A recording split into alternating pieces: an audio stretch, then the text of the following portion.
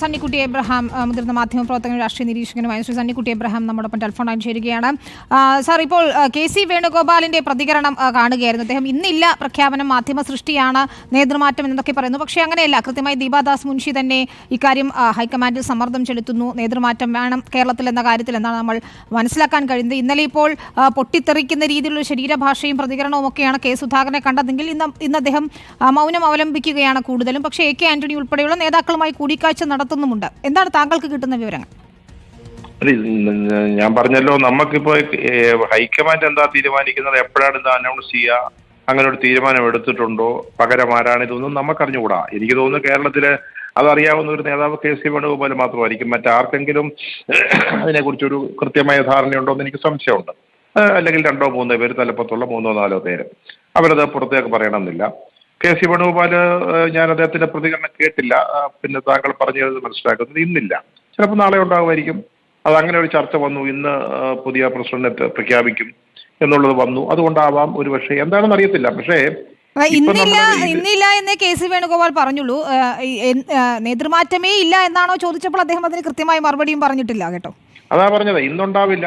അവിടെ ഏതാണ്ട് തീരുമാനമെടുത്തിരിക്കുകയാണ്. ഞാൻ പറഞ്ഞല്ലോ, അത് ഏറ്റവും അതിന്റെ A to Z അറിയാവുന്ന ഒരാള് കെ.സി. വേണുഗോപാല. പിന്നെ അദ്ദേഹം നിങ്ങൾ ചോദിക്കുന്നുണ്ടെ, മാധ്യമങ്ങൾ ചോദിക്കുന്നുണ്ട്, ഇപ്പൊ അത് അദ്ദേഹത്തിന് പറയാൻ പറ്റത്തില്ല. അതാണല്ലോ രാഷ്ട്രീയം.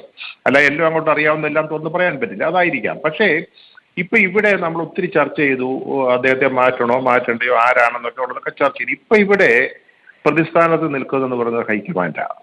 അവർ തീരുമാനമുണ്ടെങ്കിൽ ഒരു തീരുമാനം എടുത്ത് പറയണം, അറിയിക്കട്ടെ. ഒരു പുതിയ ആളിനെ വെക്കുന്നുണ്ടേ ചെയ്യട്ടെ. ഇതെന്തിനാണ് ഇങ്ങനെ നീട്ടിക്കൊണ്ട് പോകുന്നത്?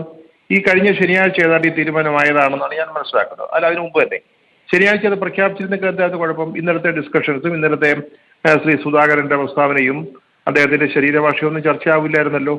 അപ്പൊ അവരാണ് തീരുമാനിക്കേണ്ടത്. ഇത് 2 തെരഞ്ഞെടുപ്പ് നടക്കാൻ പോകുന്ന സംസ്ഥാനമാണ്. നിയമസഭാ തെരഞ്ഞെടുപ്പ് 1 വർഷമാണെന്ന് പറഞ്ഞാലും ഇങ്ങനെ കുറെ നേതാക്കളിട്ട്, 2-3 നേതാക്കള് ഇതിനെക്കുറിച്ച് പറഞ്ഞ് ഒരു പഴയ രീതിയിൽ പണ്ടിതൊക്കെയാ എന്തെങ്കിലും തീരുമാനിച്ചാൽ ഇവിടെ ഒന്ന് കുറെ വർത്തമാനങ്ങളൊക്കെ പറഞ്ഞ് പിന്നെ ആ തീരുമാനിക്കാം എന്ന് പറഞ്ഞു നശിപ്പിക്കാതിരിക്കണമെന്ന് ഹൈക്കമാൻഡ് തീരുമാനിക്കണം. അവരൊന്നീ പറയാം, ഞങ്ങളിപ്പോൾ സുധാകരനെ മാറ്റുന്നില്ല, അദ്ദേഹത്തിന് ആരോഗ്യത്തിനൊരു പ്രശ്നവുമില്ല, അദ്ദേഹം നല്ല പ്രസിഡന്റാണ്, തുടരുക. അവരാ തീരുമാനിക്കുന്നത്. ഈ പാർട്ടിയിൽ ജനാധിപത്യമില്ല, മെമ്പർഷിപ്പ് ഇല്ല, തെരഞ്ഞെടുപ്പില്ല, പിന്നെന്തിനാണ് ഹൈക്കമാൻഡ് തീരുമാനിക്കുന്നു? നോമിനേഷൻ ആണോ എന്ന് പോലും പറയാൻ പറ്റത്തില്ല. അവരുടെ ഒരു ഏകപക്ഷീയമായ തീരുമാനങ്ങളാണ് നടക്കുന്നത്. അപ്പൊ ആ തീരുമാനം ഇത് ഇവിടുത്തെ കോൺഗ്രസ്സുകാർ അംഗീകരിക്കാൻ തയ്യാറാണ്.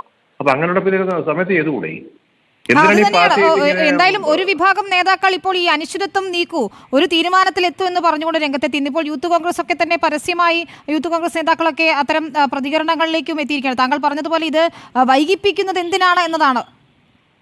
തീരുമാനം ഉണ്ടെങ്കിൽ ആ തീരുമാനം പറയുക, നടപ്പാക്കുക. ഇനി തീരുമാനമില്ലയോ അങ്ങനെ പറയുക. കെ സുധാകരൻ ഈ പാർട്ടിയെ അദ്ദേഹത്തിന് നിർബന്ധ ബുദ്ധിയുണ്ട്. പിന്നെ LDF-നെ ഇറക്കി UDF പ്രതിഷ്ഠിച്ചിട്ടേ അദ്ദേഹം മാറത്തുള്ളൂ. അദ്ദേഹത്തിന് ആ അവസരം കൊടുക്കുക. ഇനി അതല്ല, അദ്ദേഹത്തെ കൊണ്ട് പറ്റുകയെന്നാണ് ഹൈക്കമാൻഡിന്റെ തീരുമാനമെങ്കിൽ പിന്നെ അങ്ങനെ ചിന്തിക്കുന്നെങ്കിൽ വേറെ ആളെ ഏൽപ്പിക്കുക.